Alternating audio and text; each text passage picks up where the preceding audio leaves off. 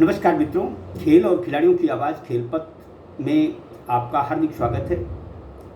दोस्तों, 4 से 13 जून तक हरियाणा के पंचकूला, अंबाला, शाहबाद, चंडीगढ़ और दिल्ली में होने वाले खेलो इंडिया यूथ गेम्स के चौथे संस्करण में वही खिलाड़ी शिरकत कर पाएंगे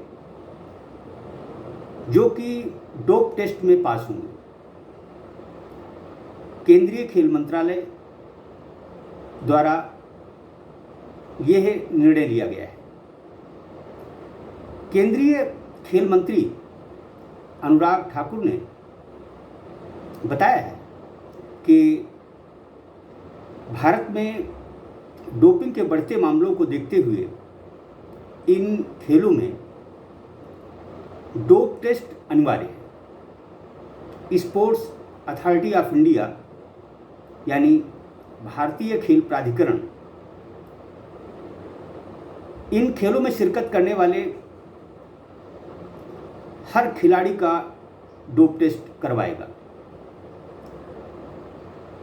यह प्रक्रिया खेलों के दौरान भी जारी रहेगी। हम आपको बता दें कि भारत खेलों की दृष्टि से बेशक दुनिया के शीर्ष 10 देशों में न शामिल हो, लेकिन डोपिंग के मामले में भारत दुनिया में तीसरे स्थान पर है। लगातार डोपिंग के मामले बढ़ते जा रहे हैं। भारतीय खेल प्राधिकरण के कई सेंटरों में भी इस तरह की स्थितियां निर्मित हुई हैं। कई बार डोपिंग टेस्ट लिए जाने के समय खिलाड़ियों को भागते हुए देखा गया है। कई खिलाड़ी जो कि राष्ट्रीय स्तर पर मेडल जीत चुके हैं, वह डोपिंग टेस्ट से बचने के लिए अंतर्ध्यान हो गए हैं। यह लत देश के लिए दुर्भाग्य की बात है। हम आपको बता दें कि पिछले खेलो इंडिया यूथ गेम्स के दौरान भी कुछ खिलाड़ी डोपिंग में पकड़े गए थे। खेल, सद्भाव, अच्छे माहौल और ईमानदारी से हों, यही देश हित में है, खेल हित में है। लेकिन पिछले कुछ वर्षों में भारत में जिस तरह डोपिंग के मामले बढ़े हैं, यह भारत सरकार के लिए, भारतीय खेल प्राधिकरण के लिए और समूचे खेल तंत्र के लिए चिंता की बात है। दरअसल यह एक तरह से खेलों के साथ बेईमानी है। दुख और अफसोस की बात तो यह है कि छोटे स्तर पर ही भारत में डोपिंग का घिनौना खेल खेला जाने लगा है। कई राष्ट्रीय उदीयमान खिलाड़ियों का डोप टेस्ट में पकड़ा जाना शर्म की बात है। दरअसल खिलाड़ियों को तो प्रतिबंधित कर दिया जाता है, लेकिन प्रशिक्षक बच जाते हैं। दरअसल सरकार को, नाडा को खिलाड़ियों को प्रतिबंधित करने के साथ ही प्रशिक्षकों को भी दंड देना चाहिए, क्योंकि प्रशिक्षकों की देखरेख में ही खिलाड़ी तैयार होता है।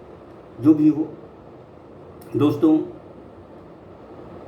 हरियाणा में होने जा रहे चौथे खेलो इंडिया यूथ गेम्स में वही खिलाड़ी शिरकत कर पाएंगे जो कि डोप टेस्ट पास किए हुए होंगे। देखा जाए तो केंद्र सरकार खिलाड़ियों के उत्थान की दिशा में मोटी रकम खर्च कर रही है। केंद्रीय खेल मंत्री अनुराग ठाकुर ने बताया कि भारत सरकार का केंद्रीय खेल मंत्रालय 2300 खिलाड़ियों पर प्रतिवर्ष 6 लाख रुपए खर्च कर रहा है। यानी प्रति खिलाड़ी को केंद्रीय खेल मंत्रालय द्वारा ट्रेनिंग और उसके खान पान के लिए 6 लाख रुपए दिए जाते हैं। इसी तरह से यूथ यानी युवा खिलाड़ियों को 140 करोड़ रुपए खान पान, प्रशिक्षण आदि के लिए दिए जाते हैं। सरकार यदि खिलाड़ियों पर खेलों के उत्थान की दिशा में सक्रिय भूमिका निभा रही है तो मैं समझता हूँ कि इसका ईमानदारी से पैसे का सदुपयोग होना चाहिए। खेलो इंडिया यूथ गेम्स की तैयारियों से पहले केंद्रीय खेल मंत्रालय ने उत्तर प्रदेश को लगभग 44 करोड़ रुपए दिए हैं। ये खेल केंद्रीय खेल मंत्रालय, भारतीय खेल प्राधिकरण और हरियाणा सरकार के संयुक्त प्रयासों से आयोजित हो रहे हैं। इन खेलों के लिए केंद्रीय खेल मंत्रालय ने हरियाणा को 20 करोड़ रुपए दिए। हम आपको बता दें कि पूर्व केंद्रीय खेल मंत्री किरेन रिजिजू के प्रयासों से देश भर में 1000 खेल सेंटर आबाद किए जा रहे हैं। देखने में आया है कि इन सेंटरों के बहाने भी राज्य सरकारें खेलों में खेल कर रही हैं। राज्य सरकारें पहले से आबाद खेल सेंटरों को खेलो इंडिया खेल सेंटर के रूप में बताकर मोटी रकम ले रही है, जो कि गलत है। दरअसल सरकार यदि मदद कर रही है तो देश के, प्रदेश के जिन क्षेत्रों में खेलों की सुविधाएं नहीं हैं वहाँ खेलों की सुविधाएं हों, इसके प्रयास राज्य सरकारों को करना चाहिए। ये दुखद है कि केंद्र सरकार जो भी प्रयास करती है, राज्य सरकारों को उसका भरपूर साथ सहयोग नहीं मिलता। पाइका योजना भी बहुत अच्छी थी, लेकिन राज्य सरकारों के कुप्रबंधन ने उस योजना को मटियामेट कर दिया था। इसी तरह से खेलो इंडिया की जो भी योजनाएं हैं उनके साथ भी मॉनिटरिंग के अभाव में खेलों में खेल हो रहा है, जो कि अनुचित है। इस दिशा में भी केंद्रीय खेल मंत्रालय को ध्यान देना चाहिए। डोप टेस्ट अनिवार्य करना एक सराहनीय फैसला है। मैं समझता हूँ कि युवाओं को शक्तिवर्धक दवाएं लेने से बचना चाहिए। ये शक्तिवर्धक दवाएं कुछ समय के लिए उनके लिए ठीक हो सकती हैं, लेकिन जिस समय खिलाड़ी खेल छोड़ देता है उसके बाद ये शक्तिवर्धक दवाएं इंसान के जीवन का दुश्मन बन जाती है। दोस्तों,